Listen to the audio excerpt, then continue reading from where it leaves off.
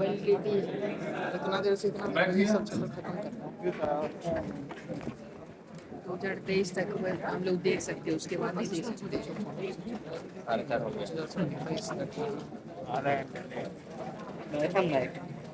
अरे तुम कौन है? तुम कौन है? मैं कोई बंदा सैंपल कंट्री कौन होता है? क्या दिया था होमवर्क में? कुछ नहीं दिए थे सर। मॉड्यूल ले रही है उसको? कुछ भी नहीं दिया। मॉड्यूल का डिस्कशन था। ठीक है, दे दो एक मॉड्यूल।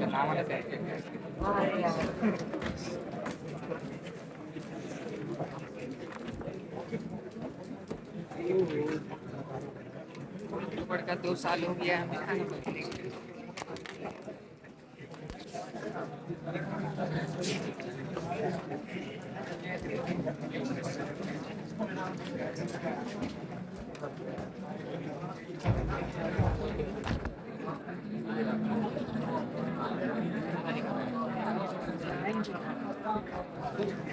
कौन सा था? S1?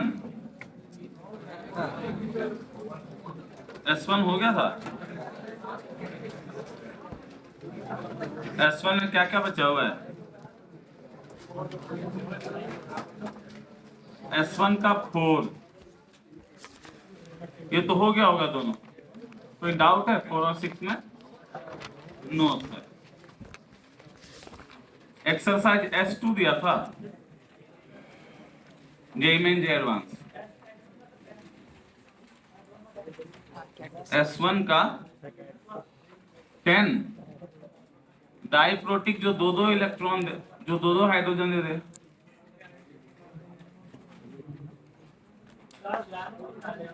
मेरा है, मेरा है। हाँ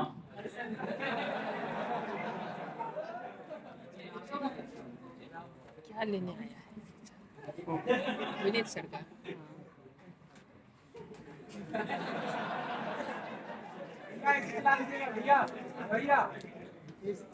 SO2Cl2 दे देगा H2SO4, SOCl2 H2SO3 देगा, H3PO4 देगा। 3 वाला वो ट्राइबेसिक होता है। उसके बाद वाला देगा नहीं, उसके बाद वाला HNO3 देगा, कुछ मामला है नहीं। एक और H3PO3 देगा, P4O10। तो एक वो हो जाएगा, एक SF4 हो जाएगा। H2SO3 प्लस 4 में ना सल्फर। कौन क्वेश्चन है? नीचे इधर S2 पे आ जाओ बच्चों। क्वेश्चन नंबर 1, 2, 3, 4, 5, 6, 7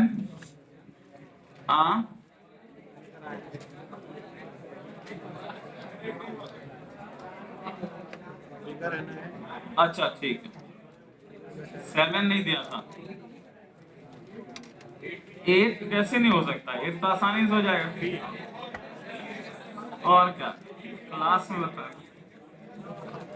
ऐसा तो नहीं कि सारी क्वेश्चन सारे थ्योरी पढ़ने से होते हैं। बी होगा, ऐसा नहीं होता। 9 हो गया, 10, 11 हाँ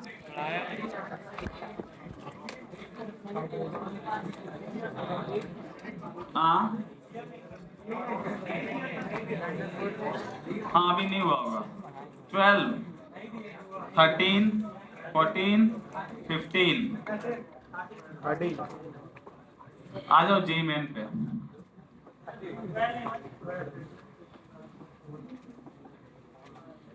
12 में कौन सा? 12 में कौन सा नहीं हुआ? बता दो, तुम बता दो इसको।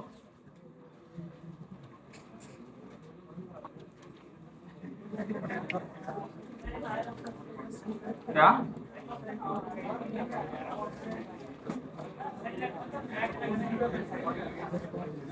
ऑप्शन सही नहीं है, कुछ और बना दो अपने हिसाब से जो सही लगता है बना दो। जेई मेन पे आ जाओ। हाँ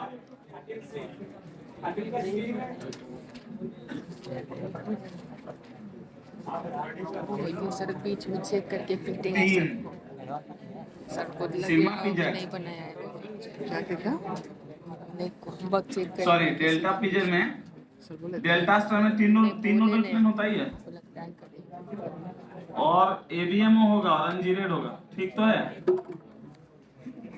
काल मेंटेन रखने क्या दिक्कत है इसमें? कैसे? और चारों लोब्स के बीच नोडल प्लेन नहीं है?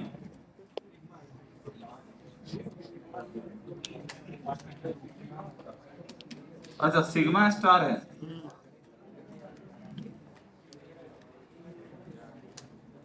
तो इनकरेक्ट ही तो पूछ रहा है।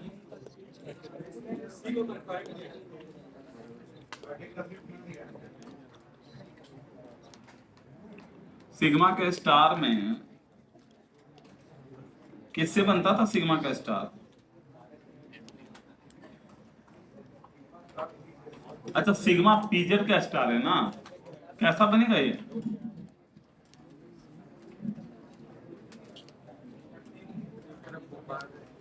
डिस्ट्रक्टिव है ना, तो अलग अलग जाएगा। अरे वो एटॉमिक नोडल प्लेन कंसीडर कर, दो पहले से होगा ना, एक नया बनेगा, हालांकि गलत है, गलत है, मॉलिक्यूलर नोडल प्लेन ही लेंगे बस। वन जेई मेन पे आ जाओ। जेई मेन क्वेश्चन नंबर 1 2 3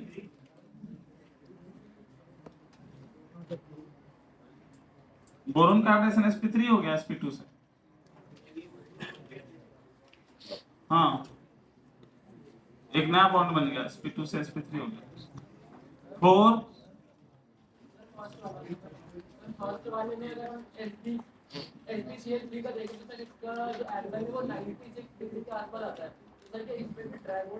नहीं, साइज, साइड एटम का साइज, सॉरी सेंट्रल एटम का साइज,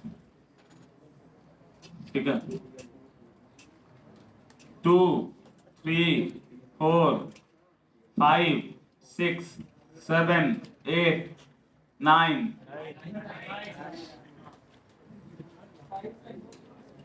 साइज देखो ना, जो बड़ी साइज का एटम होगा उसका बॉन्ड लेंथ ज्यादा होगा तो स्टेबिलिटी कम होगा। भाई स्टेबिलिटी सिर्फ बॉन्ड ऑर्डर का फंक्शन थोड़ी होता है। हाँ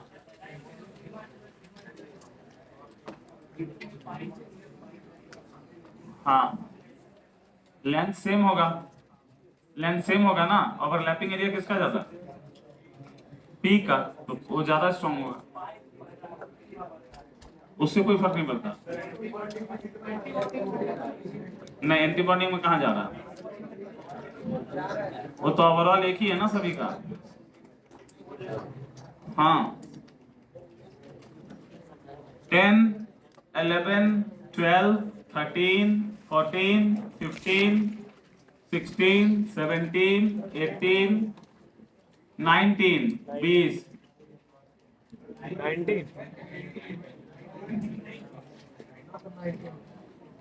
12 में निकाल लो ना यार, mu equal to q cross b होता है, q cross b dipole moment का फॉर्मूला। तो म्यू दिया है और ई दिया है, तो चार्ज निकाल लो, चार्ज का परसेंटेज निकालो, चार्ज का परसेंटेज निकालो। 13 14 15 16 17 18 19 20 19 में क्या OH वाला, OH और SH वाला, वही ना, पोलर होगा ना वो। यस बैंड शेप है।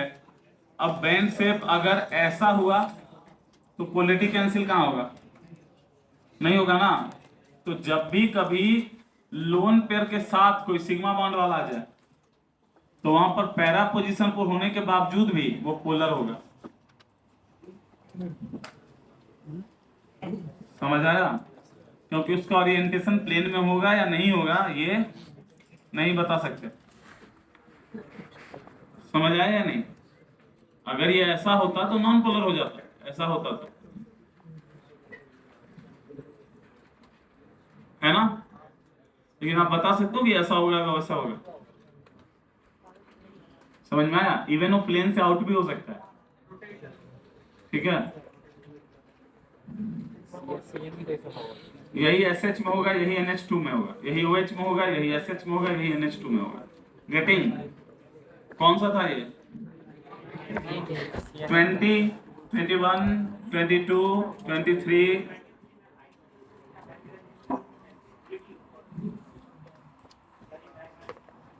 नहीं डायमराइज देंगे ना, डायमर बनाएगा ना तो I2CL6 देखेंगे इसमें। 24, 25, 26, 27, 28, 29, 30, 20।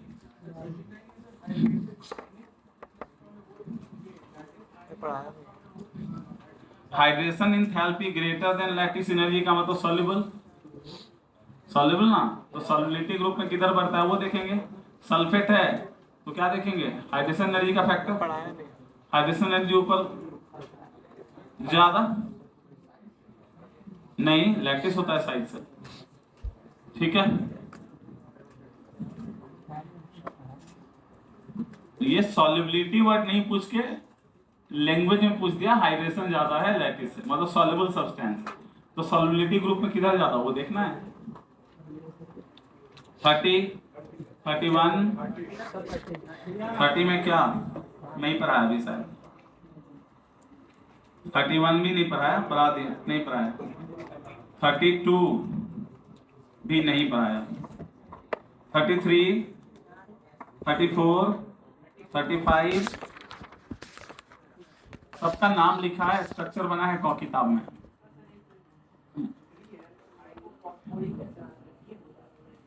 हाँ क्यों नहीं होता है? बताया था अगर एक कम हो तो एक के साथ हाइपो लगाते हैं, यास के साथ पर लगाते हैं, बताया था ना। अरे बेवकूफ कहेगा तुम, ठीक से सुनो, आधी बात सुनता है। बताया था कि अगर दो कम है तो हाइपो लगाते हैं, लेकिन एक कम है तो हाइपो लगाते हैं एक के साथ, क्योंकि अस नहीं है ना। समझ में आई? मतलब फास्फोरस यहाँ +4 में होगा।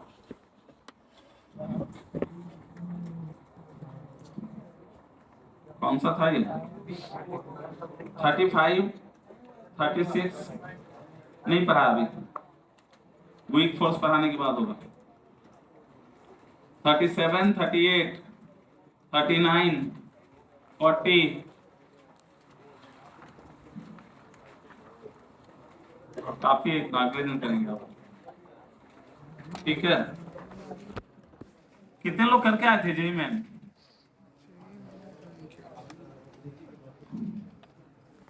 और बाकी लोग नहीं करके आए? ये जो इतने पीछे बैठे हुए हैं ये लोग क्यों नहीं किया भाई? टोपी वाले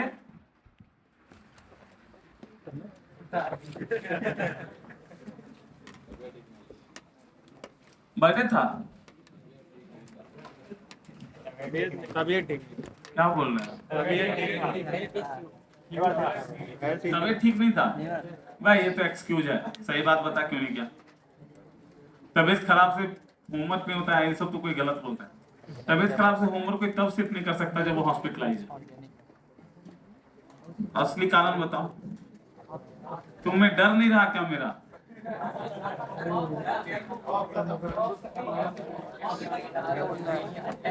नहीं सही पूछ रहा हूं मैं, डर नहीं लगता तो करना चाहिए था यार। ये बिल्कुल बकवास एक्सक्यूज है कि मैं बीमार था तो मैंने होमवर्क नहीं किया। क्योंकि जब मैं बीमार था तब मैंने बोर्ड का एग्जाम दिया था अपने 12th का, और मैं टॉपर था, वो भी डिस्ट्रिक्ट का पूरे। इसलिए और ज्यादा अच्छा एग्जाम जाता था, काफी शांत, मतलब बीमार हो गए ना आप, तो दिमाग बहुत शांत है ना, ले सब।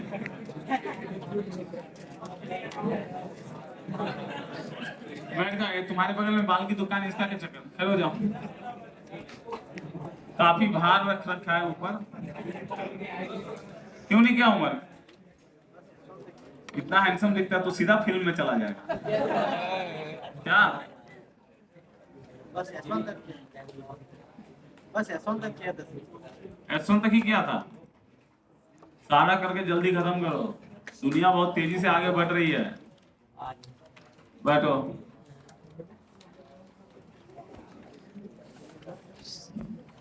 कैसा काम चलेगा तुम लोगों का? हाँ, परसेंटेज हमारे टाइम बहुत कम आते थे, इसलिए सुनो, तुम ज्यादा परसेंटेज की बात नहीं करेगा, समझा? हाँ,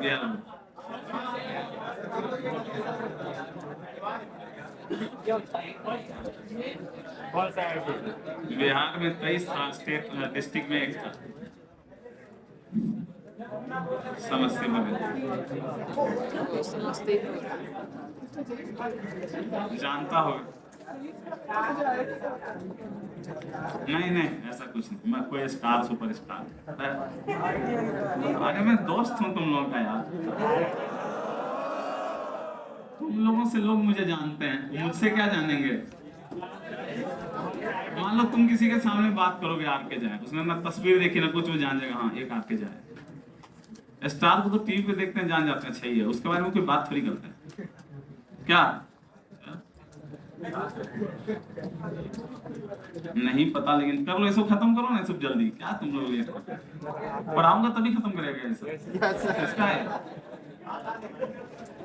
किसकी बुक है ये? लाओ इधर, उसका बुक हो तुम, ध्यान रखा कर। मैंने सुना है अमेज़न पर महंगा बिक रहा है।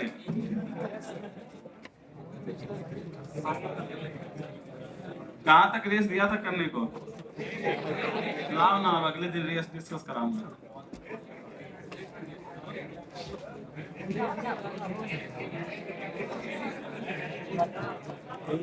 चुप रहो ना, सुनो ना मेरी बात। कहाँ तक रेस डिस्कस किया? 10, 11, 11 हो गया, 11 नहीं होगा, रेस नंबर 12 अगले दिन करके आना।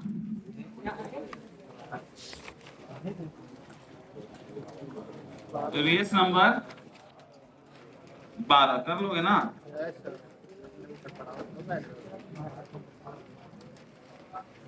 सारा करके आ जाना रेस नंबर 12।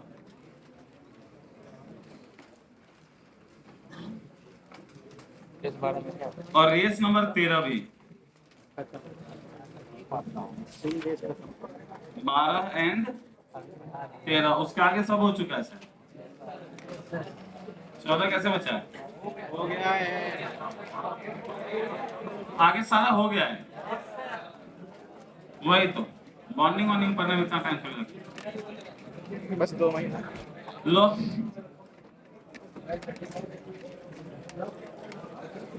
कौन सा रेस दिया? 12, 13, सिर्फ 11 बचा ना, 1-2 क्लास में वो भी खत्म करें, बॉन्डिंग खत्म, ठीक है? कोऑर्डिनेशन चालू होगा।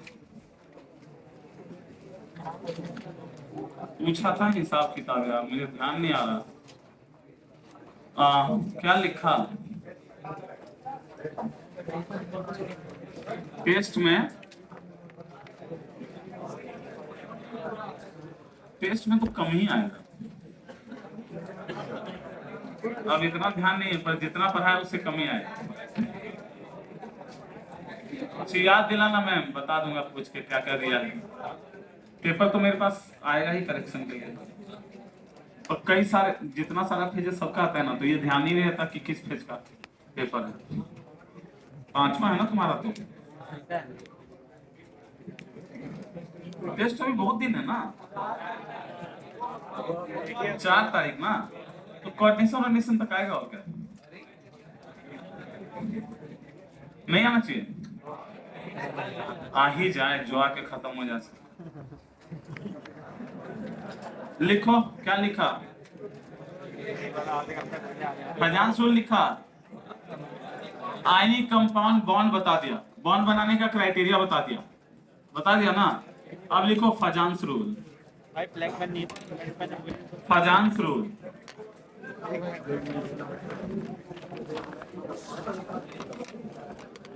इनर पर इफेक्ट नहीं फॉलो करता है वो, 3 एम्फोट्रिक होता है।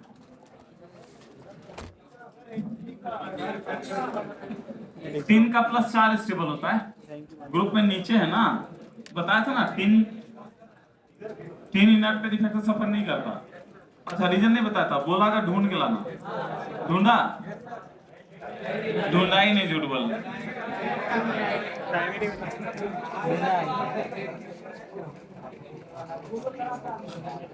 ओ एम्फोट्रिक, हाँ क्या? जब स्टेट शो करता है तो उसका जो कॉन्फ़िगरेशन बनता है वो फुलफिल D5 बनता है, तो इसका वो ज्यादा स्टेबल होता है +2 के मुकाबले। +4 के अंदर वो D5 बनाता है। कहाँ से D5 बनाएगा? D10 सॉरी, कार्बन के ग्रुप का है ना, D2 S2 बनाए, P2 बनाएगा ना। मैं ऑनलाइन नहीं लिख सकता।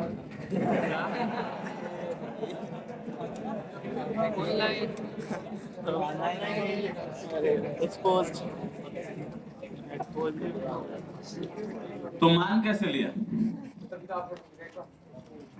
लिखा था कि +4 में D5 बनता है।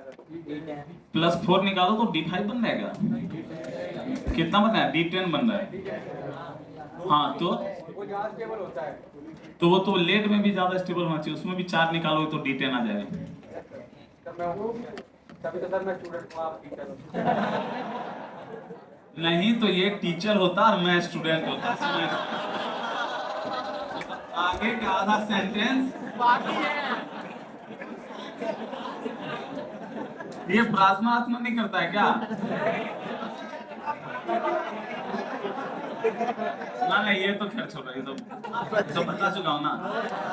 वो तो क्या उसमें बदले की भावना नहीं रखने के बारे में।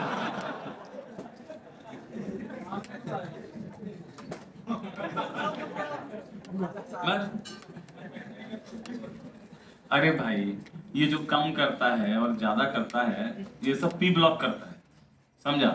तो उसमें मूल भावना ये है कि पी ब्लॉक में लोअर जाने से, बताया था ना, मेटल है और ग्रुप वाइज उसका ऑक्सीडेशन स्टेट हायर है।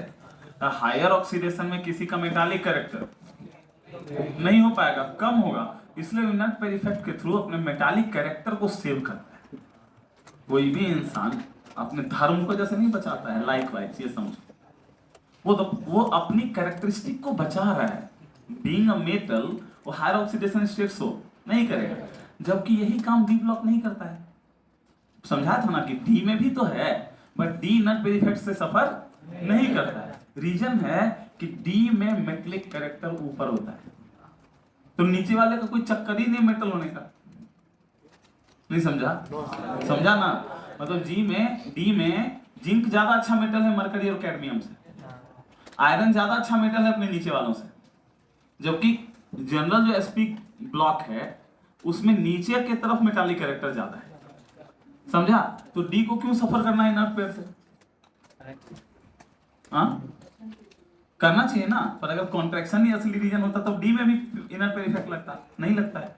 इसका मतलब contraction is not the real fact, real fact is the characteristic. हमेशा ही प्रॉपर्टी ही सबसे रियल फैक्ट होता है।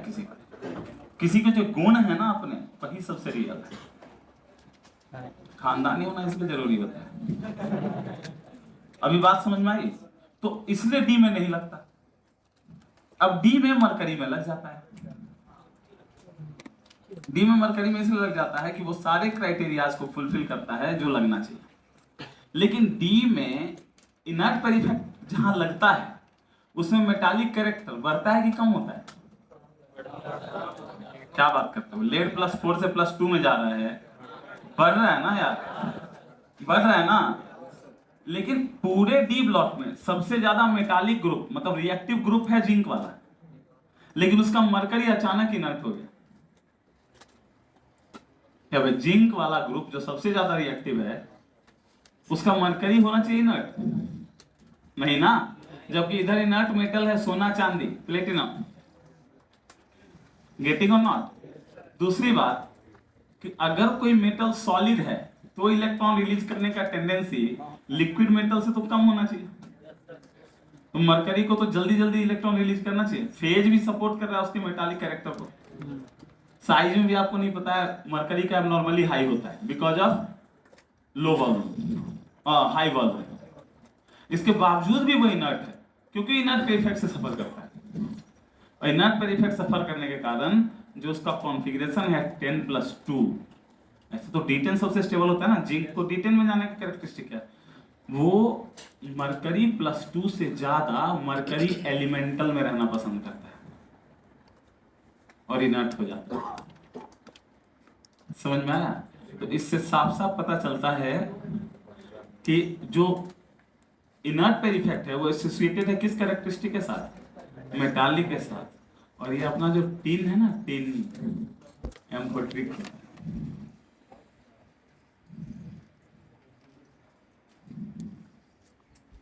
बता दिया रीजन, नहीं समझ में आया तो मुझे मत बोलना।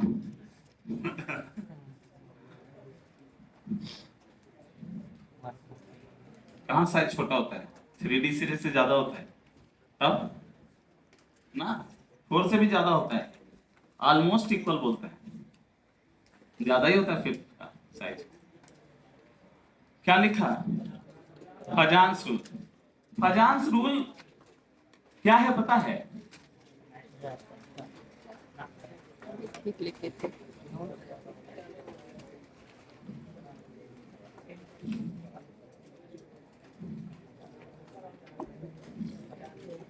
फजान्स रूल से पहले मैंने पता नहीं तुम्हें इलेक्ट्रोनेगेटिविटी वगैरह मैंने नहीं पढ़ाई है, पेरियोडिसिटी नहीं पढ़ाया ना। तुम लोग में कुछ लोगों ने पढ़ा होगा कि percentage ionic character is equal to 3.5 delta EN square plus 1 उल्टा लिख दिया क्या, 6 डेल्टा E 16 सॉरी।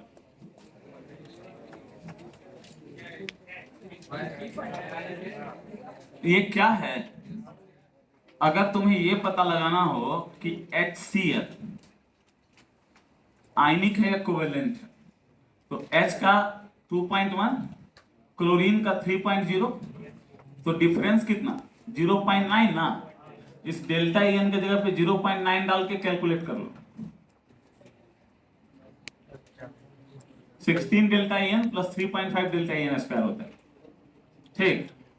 कैलकुलेट कर लो, अगर ये आयनिक परसेंटेज ग्रेटर देन 50 आया तो आयनिक होता है, लेस देन 50 आया तो कोवेलेंट होता है, और percentage ionic character plus percentage covalent character ये मिलकर के 100 होता है। मतलब कोई भी एक कैरेक्टरिस्टिक निकाल लिया तो दूसरा निकल जाएगा। अब वो जिस रेंज में राय करे, कोई भी मॉलिक्यूल ना 100% आयनिक होता है ना 100% कोवेलेंट होता है। कितना है इसका, 19-20% आएगा। परसेंटेज आयनिक कितना आया, 19-20% के आसपास इसका आता है जहां तक मुझे ध्यान आ रहा है। 17-13 कितना आ रहा है, 18 है ना, हाँ ठीक है। तो 18% ये आयनिक है, तो कोवेलेंट कितना है 72। तो ये कैसा कैरेक्टरिस्टिक हुआ इसका, कोवेलेंट। बात समझ आई? ऐसे भी नॉन मेटल से नॉन मेटल, नॉन मेटल से मेटलाइट, नॉन मेटल से एम्फोट्रिक का कोई कंपाउंड आयनिक होता ही नहीं, सब कोवेलेंट। ठीक है, दो को छोड़कर, समझ गया? और मैं तुमसे क्या हो गया, 50% नहीं होगा, कभी नहीं हो सकता। अब बोलो कैसे नहीं हो सकता, इसके लिए मैथ समझना जरूरी होता है। ये जो फंक्शन है ना, इसका जो वैल्यू निकालोगे तो डेल्टा EN निकल पाएगा 2.1। इससे इसको सॉल्व करोगे तो minus b plus minus b square upon 4AC minus 2A वगैरह क्या क्या करते हैं ना, उसे सॉल्व करोगे ना तो इसका रूट आएगा 2, एक रूट आएगा, उसका डेल्टा EN का वैल्यू आएगा 2.1, क्वाड्रेटिक बन जाएगा ये। तो इसका मतलब है कि EN का डिफरेंस अगर 2.1 हो, क्या हो 1 हो, तो वो चीज 50% कोवेलेंट होगा, 50% आयनिक, और EN का वैल्यू 2.1 हाइड्रोजन के लिए होता है। समझ आया? इसलिए हाइड्रोजन को असाइन ही 2.1 किया है कि अब जब भी कंपैरिजन होगा तो ये वैल्यू कभी आएगा ही नहीं। क्या समझाऊं, सब छोड़ो ना, बाद में सीखेंगे। अब ये सब तुमसे पूछेगा नहीं, काम का है नहीं, बाकी वही ज्ञान की बात तो बाद में फोन पे भी पूछ लेना, सब बता दूंगा। ठीक है, बहुत पढ़ा है मैंने।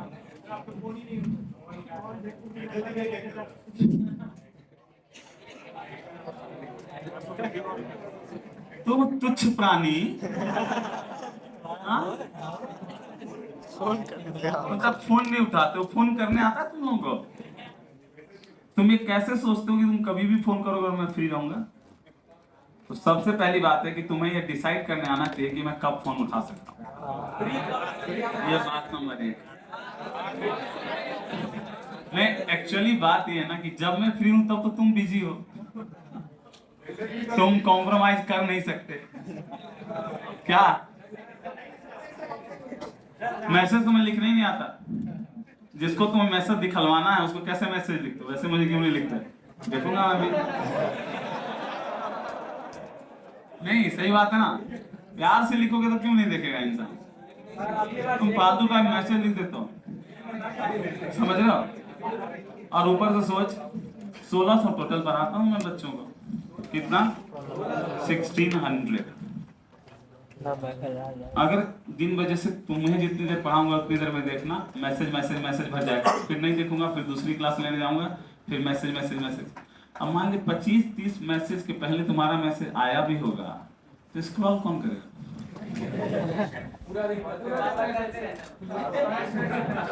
हाँ हाँ, जैसे तुम्हें लगे कि थोड़ा ज्यादा टाइम हो गया तो एक बार फिर उस पर रिमाइंडर मारा। समझ रहे हो?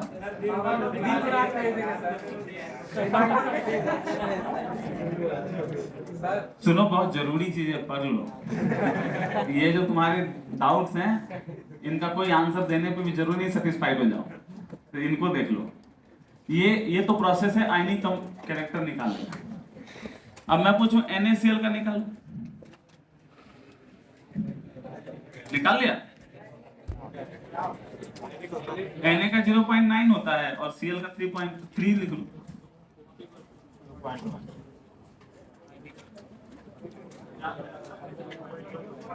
पचास से ज्यादा कैसे आएगा?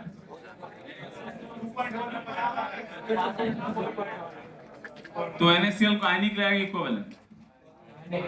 बहुत मुश्किल है अगर 50% आ गया तो, हाँ है ना, 50-50 आ गया। हाँ। नहीं आता है वैसे, इसका 3.1 होता है, इसका किधर गया इसका। लेकिन बच्चों ये जो NaCl के लिए तुम निकालो ना इस फॉर्मूले में डाल के, ये गलत है। नहीं, एक्सेप्शन नहीं, बेवकूफ नहीं। ये फॉर्मूला बताता है आयनिक कैरेक्टर, तो बताएगा कोवेलेंट कंपाउंड। किसमें बताएगा? हाँ, मतलब पहले ही तुम ये चीज असाइन कर देते हो कि कंपाउंड कोवेलेंट है तभी ये फॉर्मूला लगाएंगे।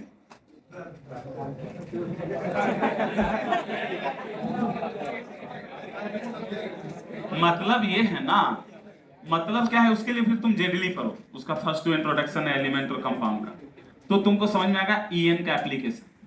भाई EN तो खुद ही एक्यूरेट नहीं है ना, रिलेटिव वैल्यू है डेल्टा। समझ रहे हो मेरी बात? तो इसी अब जब मैथ में किसी एक फंक्शन का 3 अलग अलग रेंज निकालते हो तब तो नहीं बोलते इसमें जरूरी तो नहीं हुआ, ये 3 क्यों आया, एक ही आना चाहिए, बोलते नहीं हो? भाई कैरेक्टरिस्टिक चेंज हो जाता है ना मेटल नॉन मेटल होने से, तो उसके अकॉर्डिंग उसके बिहेवियर भी चेंज हो जाते हैं। तो अपने को रिस्ट्रिक्टेड फॉर्मूलेज भी मिलते हैं जिन पर रिस्ट्रिक्शंस हैं। जैसे यहां पर फजान रूल क्या बताता है पता है? फजान रूल बताता है परसेंटेज कोवेलेंट कैरेक्टर। तो कहां बताएगा? यस, इन आयनिक कंपाउंड। मतलब इसका फॉर्मूला तुम लगा सकते हो NaCl पर ये फॉर्मूला NaCl पे नहीं लगा सकते। एक और, ये तो एक फॉर्मूला तुमको बताया, एक और होता है percentage ionic character equal to mu practical upon mu theoretical multiply by 100। और ये जो म्यू का फॉर्मूला होता है, ये अभी आज ही बताया था, Q into D, charge into distance. समझ में आया? जो वैल्यूज दिया रहेगा उसका, अगर डाइपोल मोमेंट का वैल्यू दिया है तो हम नीचे वाला फॉर्मूला यूज करेंगे, और अगर En दिया है तो ऊपर वाला। लेकिन अगर आयनिक कैरेक्टर निकालना है, इसका मतलब पहले से फिक्स है कि कंपाउंड कैसा है, कोवेलेंट है, मतलब जो भी वैल्यू आएगा वो 50 से कम ही आएगा, जो भी वैल्यू आएगा वो 50 से कम आएगा। लेकिन जैसे वहां एक फॉर्मूला डिराइव्ड है ना, यहां आयनिक कंपाउंड के लिए फॉर्मूला डिराइव्ड नहीं। आप सिर्फ you can only compare the ionic the covalent character of ionic compound, you can not find any percentage value. वहां परसेंटेज का वैल्यू आ रहा है ना, 19%, 25%, 22%, यहां ऐसा कुछ नहीं आएगा। इसने क्या बताया, ये बताता क्या है, percentage covalent character in ionic compound. इसको डिफाइन ऐसे करता है, फाई को बोला आयनिक पोटेंशियल, क्या बोला, is directly proportional to charge, positive charge upon size of cation, ये बोला।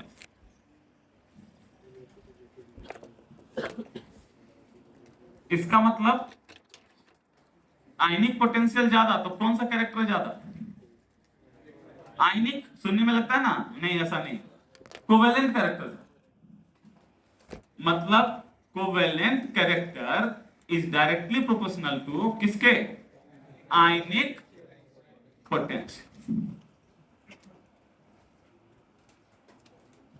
ठीक है, ये कैसे, हाउ, ऐसा क्यों या कैसे, तो इसको बोलते हैं according to polarization. According to polarization. आपको क्राइटेरिया क्या बताया था कि एक ज्यादा से ज्यादा आयनिक कंपाउंड बने, इसके लिए क्या जरूरी है, केटायन का साइज ज्यादा होना चाहिए सीजियम जैसा, और एनायन का साइज छोटा होना चाहिए फ्लोरीन जैसा। अब इसका उल्टा कर दे तो, इसका उल्टा कर दें तो कंपाउंड आयनिक होगा लेकिन उसमें कैरेक्टरिस्टिक ज्यादा कोवेलेंट होगा। ठीक है, तो इसका मतलब है कि पोलराइजेशन लगेगा कहां, जब केटायन का साइज छोटा हो और एनायन बड़ा। ठीक है, तो लिखो पोलराइजेशन, ये लिख लिया, लिख लो फटाफट। हाँ, आर रेडियस साइज,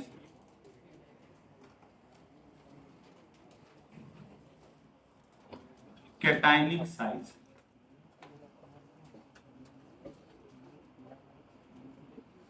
ये बात समझ में आ गई, मिटा दो इसे।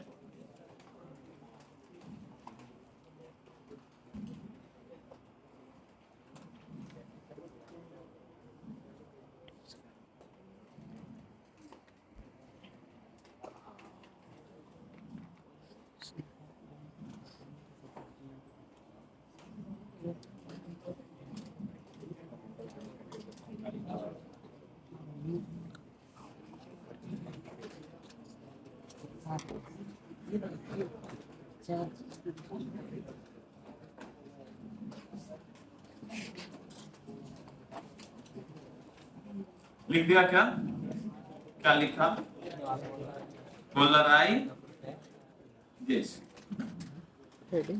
पोलराइजेशन है in case of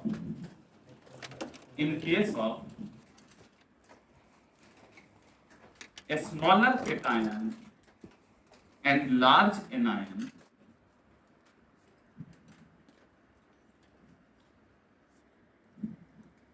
in case of क्या लिखा, a smaller cation and large anion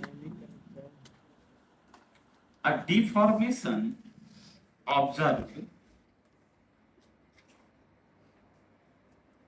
deformation observed under the influence of concentrated cationic charge, under the influence of concentrated cationic charge in the shape of anion,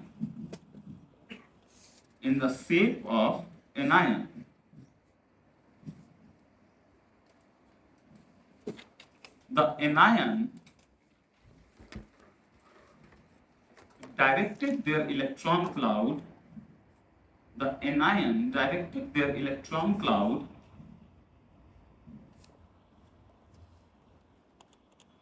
towards the small cation directionally,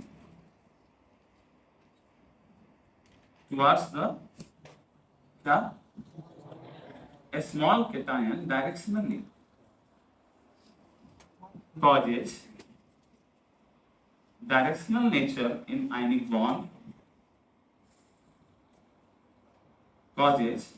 directional nature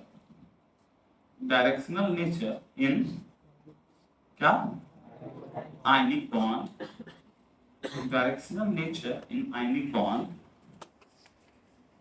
and hence ionic character in the molecule,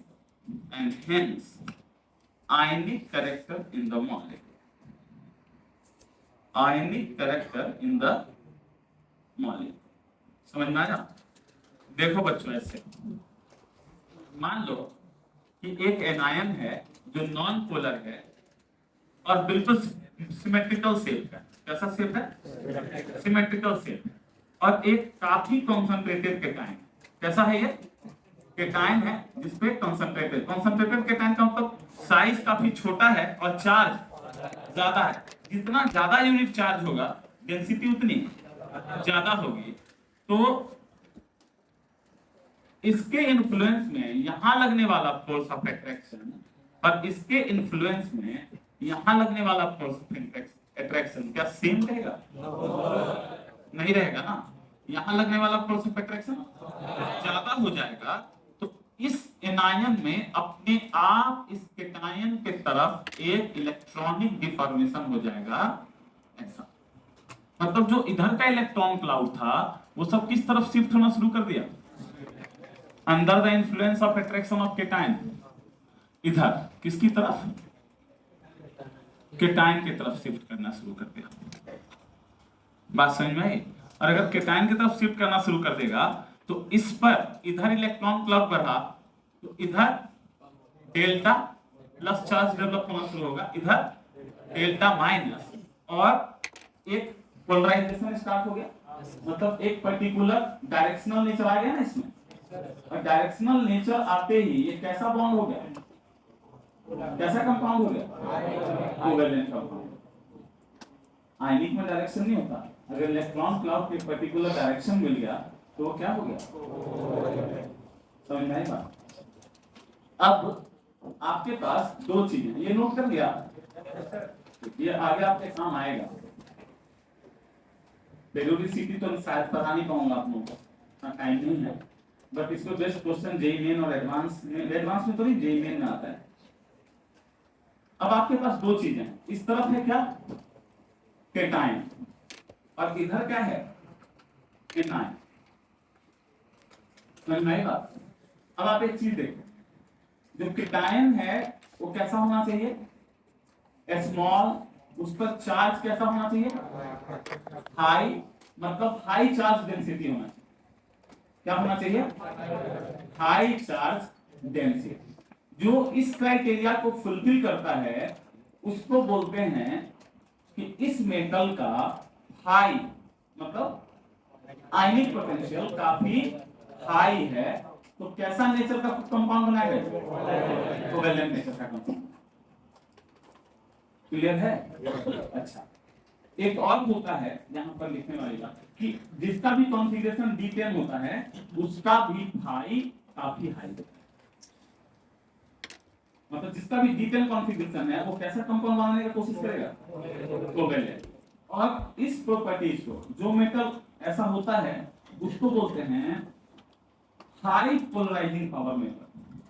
polarising power of metal is high. मतलब metal का क्या होता है, polarising power, मतलब deform करने का power. ठीक है, अब इसका देखो एनायन, एनायन कैसा होना चाहिए, लार्ज, और charge density, charge density lower. Free electron charge होगा तो इजीली डिफॉर्म होगा, बात समझ में आई। तो ऐसे बोलते हैं, इसके लिए एनायन के लिए बोलते हैं पोलराइजिबिलिटी। क्या बोलते हैं, पोलराइजिबिलिटी का मतलब एबिलिटी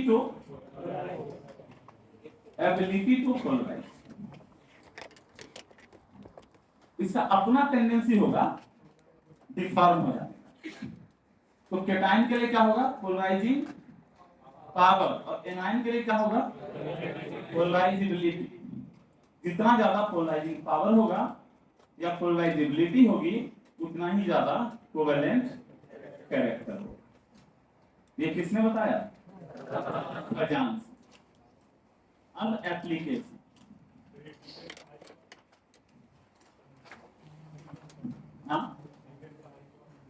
D10 का पाई हाई होता है, बस एक्सेप्शनली ऐसा होता है। एक्सेप्शनली नहीं है, क्या करेगा इस अजान, मतलब बाकी सब मेटल में अगर साइज ज्यादा हो जाए तो अगर कॉन्फ़िगरेशन D10 है तो उसका कोवेलेंट कंपाउंड बनाने का टेंडेंसी ज्यादा देखा जाता है। ठीक है, नहीं साइज वाइज छोटा नहीं होता, उसका रीजन बताओ।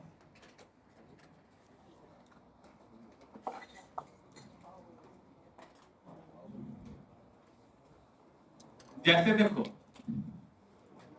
क्वेश्चन, अगर आपको कोवेलेंट कैरेक्टर पूछा, क्या पूछा, ए में देखो LiF NaF से लेकर सीजियम क्लोराइड।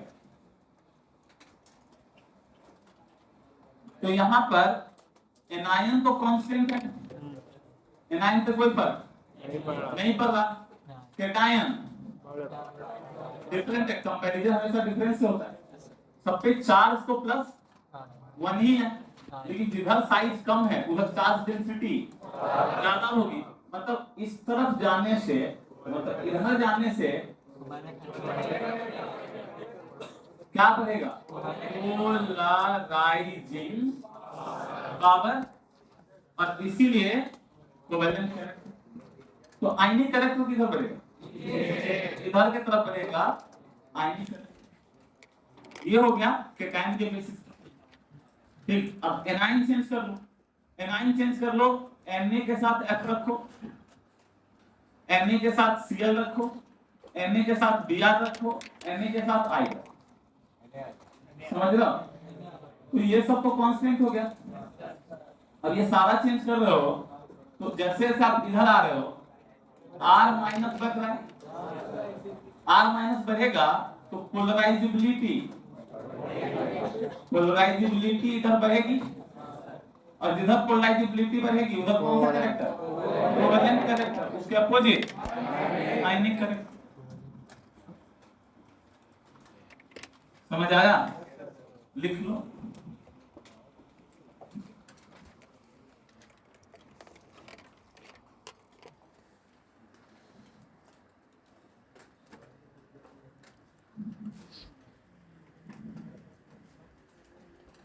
तुम लोगों को मेरे से पहले भी कोई क्लास लेता है, तो इतना सारा तो गैप देता हूँ मैं तुम लोगों को, तो वॉशरूम नहीं जा पाते हो, भीड़ रहती है क्या।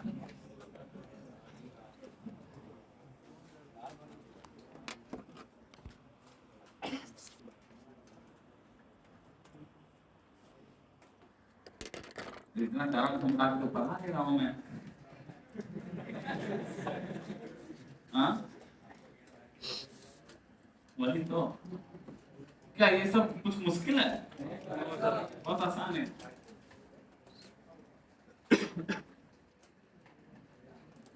अब चलो एनाइन कैटाइन दोनों चेंज करते हैं, ठीक है? क्या मिटाऊं ये?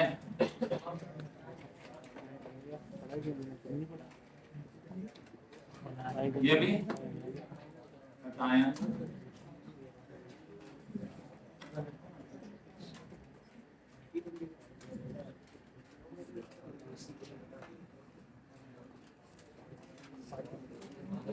बच्चों NaF MgO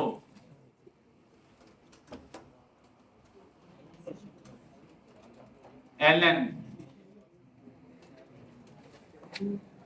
SiC, बताओ कोवेलेंट कैरेक्टर।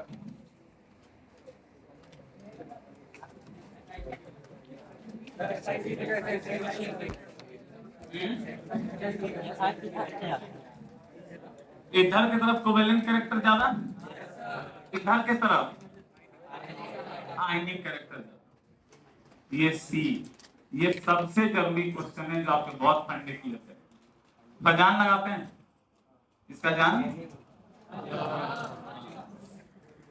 देखो +1 -1 +2 -2 +3 -3 +4 -4, ऐसा है ये। बहुत क्लियरली तुम्हें समझ में आ रहा होगा कि इधर आने से, इस तरफ आने से जो मैं बोल रहा हूँ लिख नहीं सकता, इतना लिखवाऊंगा नहीं। तो ये 3 पॉइंट लिखने आप तभी 3 बहुत महत्वपूर्ण बात यहाँ क्लियर हो, ठीक। और यही क्वेश्चन आपको पूरे खजान के क्वेश्चन करने के लिए बेंचमार्क, मतलब आपको कुछ नहीं पता, ये क्वेश्चन में जितना कॉन्सेप्ट बता रहा है उसी को यूज करना है सारे क्वेश्चन में, ठीक। और ज्यादा यूज करेगा तो फिर वही एक्सेप्शन पड़ता है ना, वो सब आ जाएगा। और इसमें जो बता रहा हूँ वो समझ में आ गया तो कोई एक्सेप्शन नहीं आएगा, ठीक। अब सुन, आयनिक का मतलब मेटल अच्छा कि नॉन मेटल अच्छा? मेटल भी अच्छा, नॉन मेटल भी अच्छा। इधर देख मेटल अच्छा है, इधर देख नॉन मेटल अच्छा है, उधर मेटल बुरा, नॉन मेटल बुरा। यही थीम होगा पूरा खजान, ठीक। सिर्फ इतना ही लगाना है, कहीं नहीं फंसेगा उसके बाद, समझ गया? अब चेक कर ले, +1 +2 +3 +4, पोलराइजिंग पावर इसका ज्यादा, हाँ पॉजिटिव चार्ज ज्यादा, पोलराइजिंग पावर ज्यादा, तो कोवेलेंट कैरेक्टर, ठीक। एनाइन को चेक कर, -1 -2 -3 -4, तो साइज सबसे ज्यादा इसका, तो पोलराइजिबिलिटी उसकी ज्यादा, तो कोवेलेंट कैरेक्टर ज्यादा, इसको यूज मत कर। साबित तो हो गया ना चारों बातों से, लेकिन जो बाद में दोनों बताया उसको यूज मत करना। हमेशा देखना metallic character, non metallic character. बोलो जैसे देखो ZnCl2 CaCl2 और TbCl, और इसमें मैंने बोला तुमको बताओ कोवेलेंट कैरेक्टर। अब तुम सारा कुछ लगा के देख लो, कुछ नहीं कर पाओगे।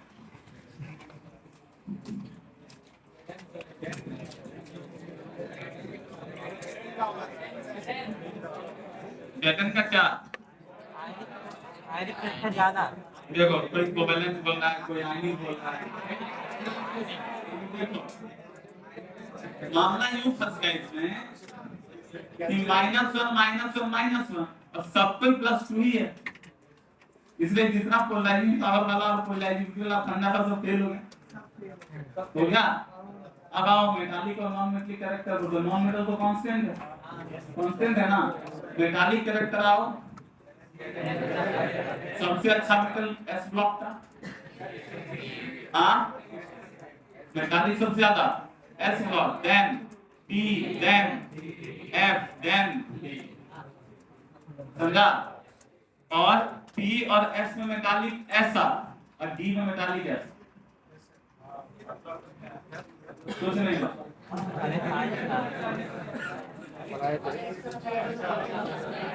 मुझे क्या पता है साहब, मेरे मन को आया मैं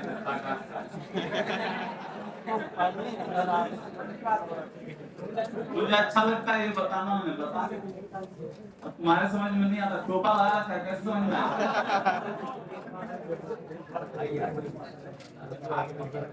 कौन है? एक दो।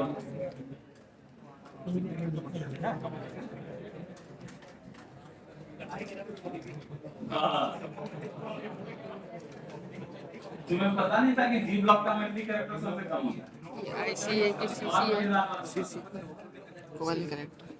ZnCl2, CdCl2 और HgCl। क्यों भाई? इधर के तरफ ये तो +2 सारा ही, -1 सारा ही, इधर के तरफ साइज ज्यादा, साइज ज्यादा तो कौन सा कैरेक्टर ज्यादा?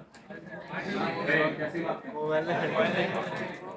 हाँ भाई, साइज ज्यादा के टाइम में तो आयनिक कैरेक्टर ज्यादा, लेकिन होता है इधर कोवेलेंट, क्योंकि भाई इधर मेटालिक कैरेक्टर है, इसमें डी ब्लॉक है ये।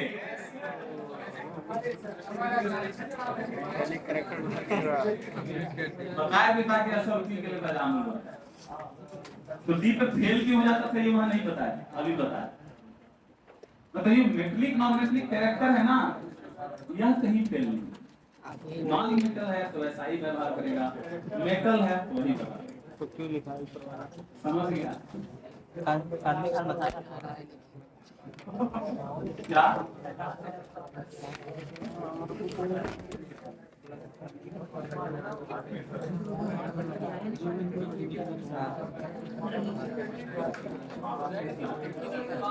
तो मार्केट पर नोट लिखा ना, इसको देखना, तुम्हें लगेगा कि मेरा ही नोट कॉपी करके खूब सारा लैंग्वेज लिखा दिया, देखना एग्जाम्पल देखना, लेकिन एक्सप्लेनेशन देखो तो पता लग जाएगा गलत चोरी कर लिया। बहुत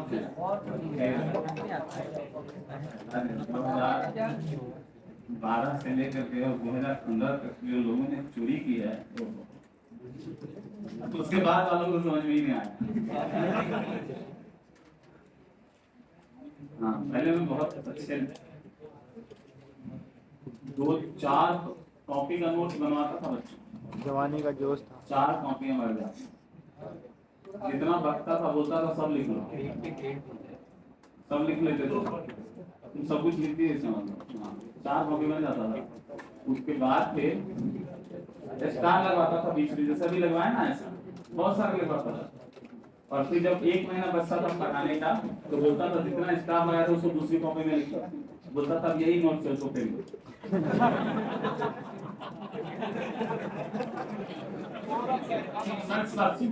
पूरा खानदान पढ़ा, इस काम इस चीज के अलावा किस काम है उसको लिख लो।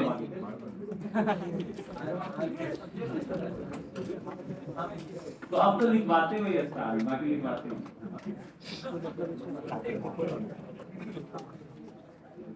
जितने रेस में क्वेश्चन एग्जाम में देख लो ना, सब कॉपी में ही रहता, होमवर्क करने की जरूरत नहीं, क्लास नहीं करवा, तब क्लासेस भी ज्यादा मिलती थी, अभी से 30-40 क्लास ज्यादा मिलता था।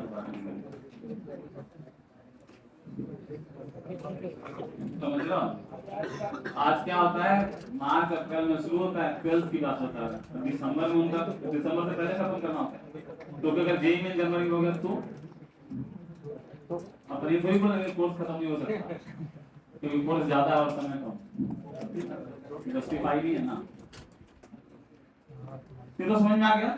एक और मजेदार देखो बात, ये सारे के सारे डिपेंड हैं, बीच में लिखे ना कुछ, कहाँ लिखे? समझ लो, सारे के सारे डिपेंड हैं। अच्छा, तो बाद में क्वेश्चन आ जाएगा, तो ऐसी बात नहीं है तुम्हें नुकसान है, टेंशन मत, आ जाएगा तुम्हारे रेस में क्वेश्चन आ जाएगा ना, नहीं होगा ऐसे हो ही जाएगा, नहीं होने के बाद एक ही थ्योरी 3 बार बताने से अंतर थोड़ी पड़ेगा। लिख लिया? खजान रूल में तो एक तो तुम बता सकते हो कोवेलेंट कैरेक्टर है, आयनिक कैरेक्टर का comparison, application of Fajans rule कर रहे हैं, पता है ना? हां भाई, सेकंड लिखो thermal stability of ionic.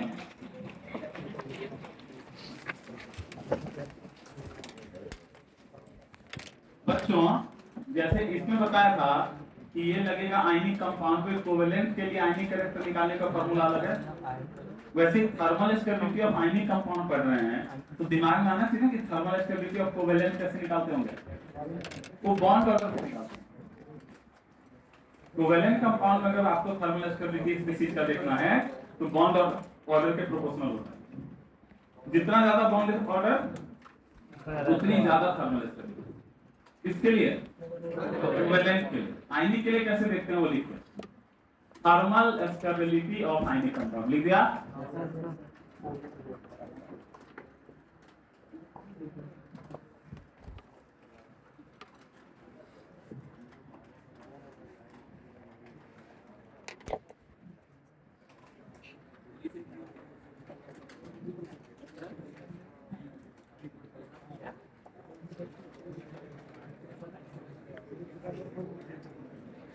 Thermal stability और क्या आयनिक कौन बजा रहे हैं? ये मिट्टू का आवाज कौन निकाल रहा है?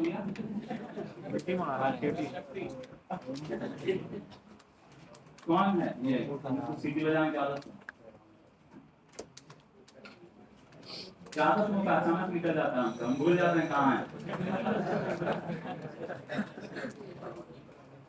कौन है वो? बता तुम्हें क्या? हाँ।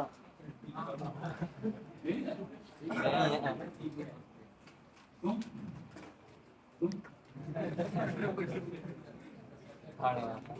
नहीं पीछे से तो आया तो इतनी दूर से पीछे का तो सवाल ही नहीं उठता। मैं बहरा थोड़ी हूँ। कौन है बता दो। नहीं कराऊंगा एक भी वर्ड आगे मैं थोड़ा सा बदमाश नहीं मानूंगा। होमवर्क वैसे इज्जत वैसे पढ़ाई थोड़ा कम ही चलेगा। नहीं कराऊंगा, मैं मजाक नहीं कर रहा हूँ और मेरा गुस्सा बढ़ रहा है। ऐसा भी हो सकता है कि मैं कभी नहीं पढ़ाऊंगा। तुम्हारे क्या कुछ नहीं होता। सॉरी बोलो और काम आगे बढ़ाने दो। काम है भैया क्या होगा?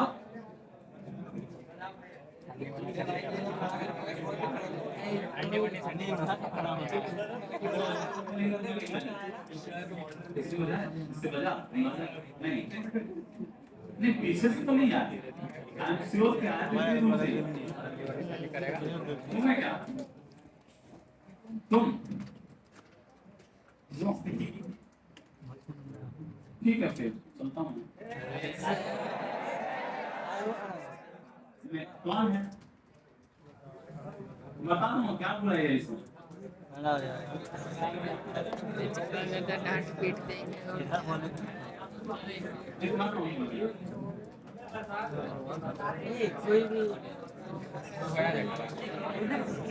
अबे आगे थी। एक मौका और देता हूँ लास्ट। चला जाऊंगा तो मुझे नहीं पता मैं अगली क्लास में आऊंगा या नहीं आऊंगा। ये मैं एकदम साफ बताऊंगा। तुम्हें नहीं भरोसा हो तो एक बैच से पूछ ले। एक बैच और पता लगाना मुझे बहुत आसान काम है क्योंकि हर जगह कैमरे लगे हैं। पता तो आराम से लग जाएगा।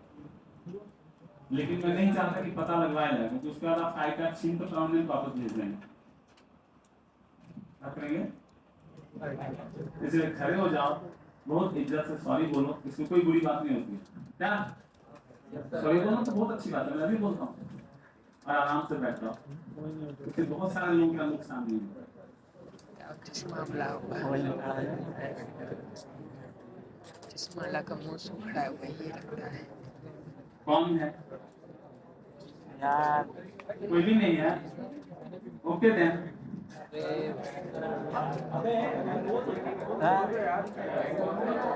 जो आसपास में होगा उसे तो पता चलता होगा। कुछ करेगा तो आगे अपन है ना।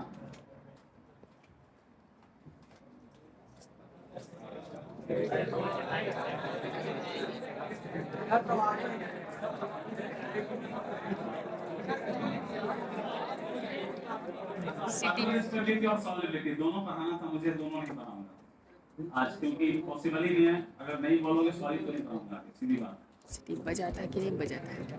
पता नहीं।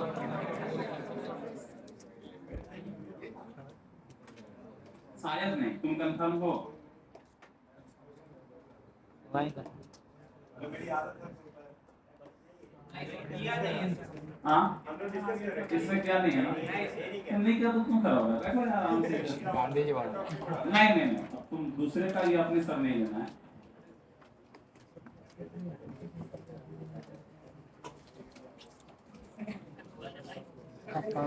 कोई तो है ना तुम्हारे पास? अरे तो बहुत बुरी बात है। तुम इंजीनियर से जिंदगी में कुछ भी बन जाओगे, क्या करोगे? ड्रग्स नहीं है। नहीं नहीं नहीं, सबको सॉरी बोलने की जरूरत नहीं। तुम तो मैं चाहता हूँ वही सॉरी बोलो। समझ में आना चाहिए ना, क्लासरूम में बैठा है, टीचर फ्रेंडली है तो टीचर फ्रेंडली है, ये बहुत जरूरी है समझना। समझ रहे हो मेरी बात?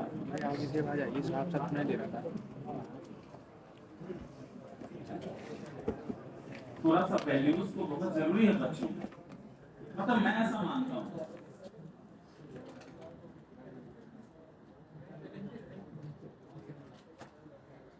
कौन है?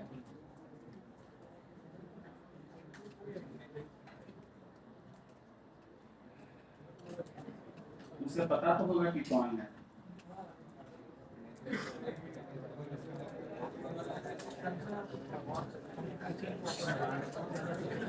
तुम्हारा इतना अच्छा क्लास है, इस पूरे सेशन में एक इंफ्यूज अच्छा है मेरे पास, बहुत अच्छा है। वो खत्म हो गया उसका सिलेबस, उसका लीडर में तुमसे अच्छा कोई भी क्लास नहीं।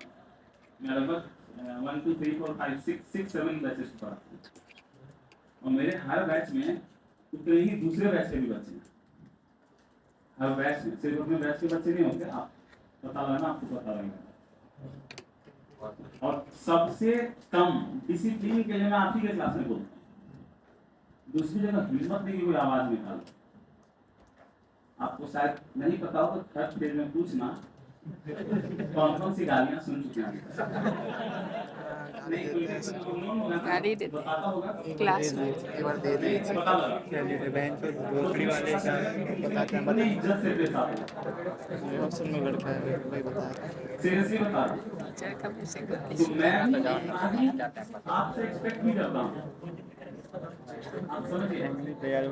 घर में अगर कोई अच्छा बच्चा होता है, उसे प्रायोरिटी ज्यादा दी जाती है, तो उसकी रिस्पॉन्सिबिलिटी भी ज्यादा होती है। लेकिन इतना इल मैनर्ड नहीं चलेगा। टाइम का लॉस होता है ना, बहुत सारी चीजों का लॉस होता है, ये नहीं होना चाहिए। तुम में से जो भी है, आई नो कि वो रिपीट नहीं करेगा।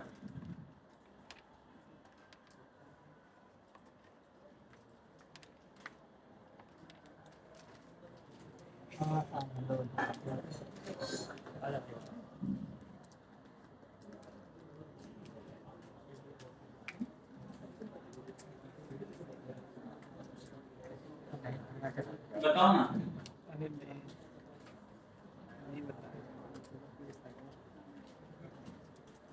पता चला?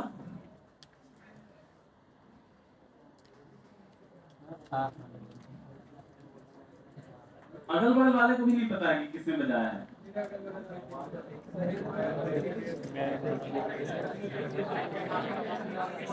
एक बार नहीं बजाया बेटा, एक बार बजाता तो 2 3 बार बजाया। एक बार बजाता तो मुझे ध्यान भी मेरा नहीं जाता। मैं खुद ही मस्त काम कर सकता। सारा लिखे ना, जितना लेकिन सारा तो बोले 2 3 बार बजाया। लिखे। मतलब इसको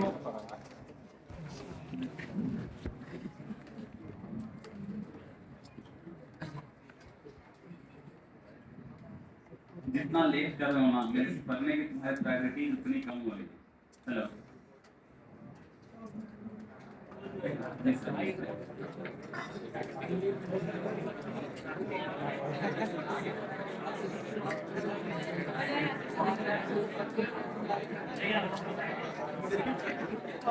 सही में ईगो पे ले लेते हैं बात को, ये बात को अपने ईगो पे ले लिए हैं, इसी कारण नहीं छोड़ रहे हैं।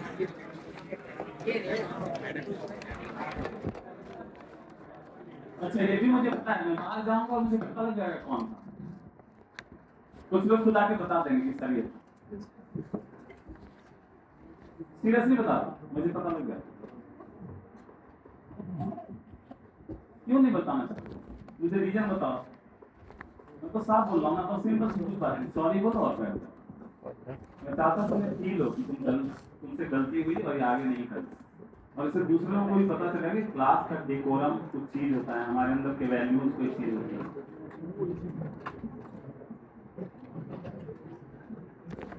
जाए तो इधर से ही किसी ने नॉट मोर देन दिस है, इधर से किसी ने नहीं बजाया, उधर किसी ने कुछ नहीं बजाया, ये I know but who one तुम्हें पता है वही होता है। देखो जिसके अगल बगल वाला होगा वो उसे तो क्लियर पता चला होगा पता है। देखो निकाले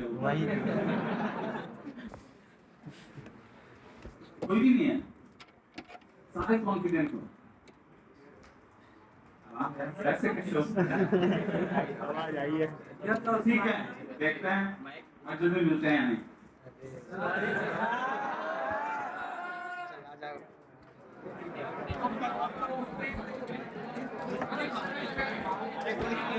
चलिए देखते हैं वहाँ पे मांगने जाता है या नहीं। कौन मादर करता